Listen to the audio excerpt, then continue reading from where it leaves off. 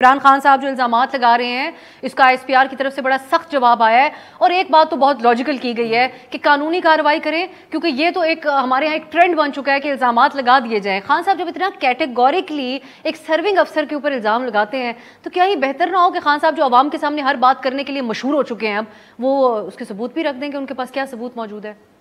पता नहीं आप किस कानून की बात कर रही हैं। आइन के मुताबिक हर शहरी के इल्ज़ाम उस पर लग सकता है।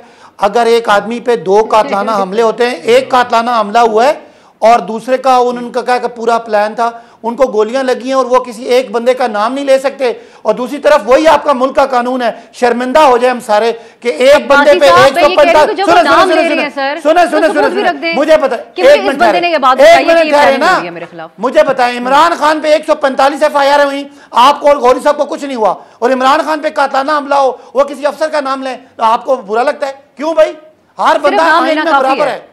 तो आप मुझे बताएं इमरान खान पे क्या इल्जाम है? अब भाई ये कौन सी लॉजिक है कि आप किसी पर इल्जाम लगाएं, ये आपका राइट है। मैं आपके ऊपर यहाँ पे इल्जाम लगा दूं भी बैठे बैठे कि मेरा राइट है, ये कैसे हो सकता है? ये तो मुमकिन दुनिया में कहीं पे ये बात मानी नहीं जा सकती। जब मेरे के ऊपर मुझे 4 गोलियां लगेंगी, मेरा आइन कहता है मैं अपनी मर्जी के बंदे को पिन पॉइंट कर सकता हूं, जहां यहाँ कानून चलता है।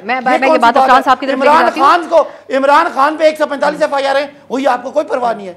किसी अफसर पे, किसी अफसर पे FIR के बाद नाम लेने की क्या बोली है।